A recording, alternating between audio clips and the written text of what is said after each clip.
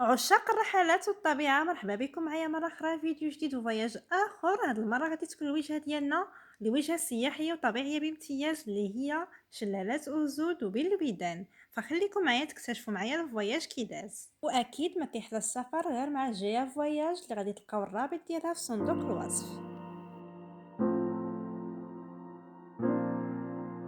صباح النور عليكم. كيف ما كتشوفوا دابا حنايا وصلنا لأوزود، فاول حاجه غادي نبداو بها نهارنا هي غادي نمشيو نفطروا ومن بعد نتجهوا مباشره لشلالات أوزود.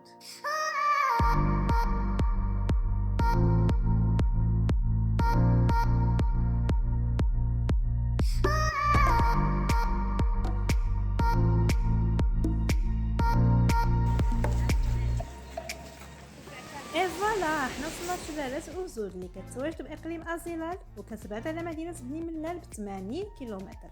شلالات أوزود كتضم 4 ديال الوديان وتيوصل العلو ديالها لاكثر من 400 متر، وكتصنف على انها وجهه سياحيه طبيعيه عالميه.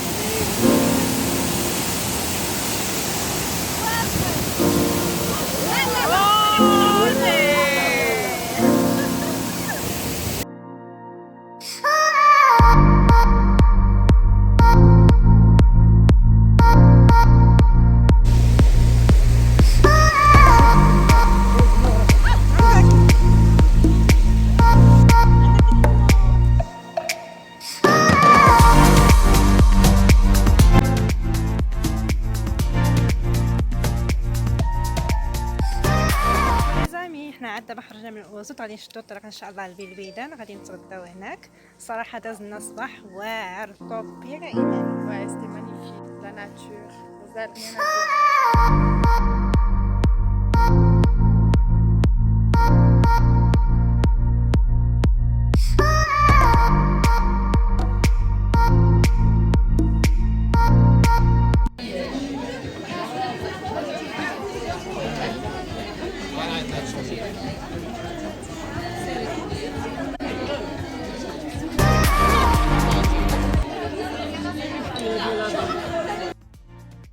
بحيرة بلبيدان كتواجد هي الأخرى بإقليم أزيلال، وكتعتبر من أجمل المناظر الطبيعية في المغرب بالمياه الزرقاء ديالها والمناظر الطبيعية الرائعة. وهذه البحيرة معروفة بالسد الشهير سد بلبيدان، وهو من أكبر السدود في إفريقيا من حيث إنتاج الطاقة الكهربائية.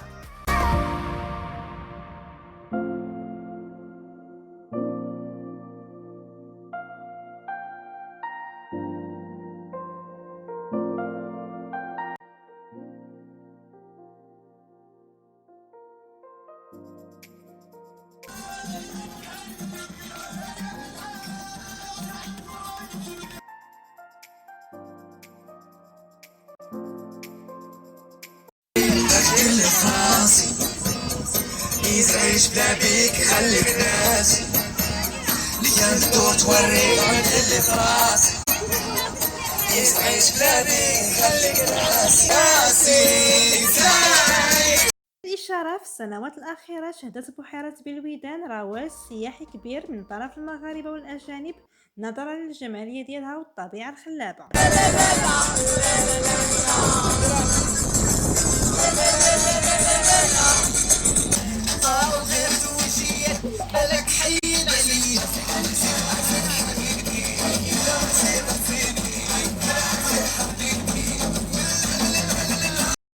فوالا هكا تيكون النهار ديالنا سالا صراحة داز فواياج واعر.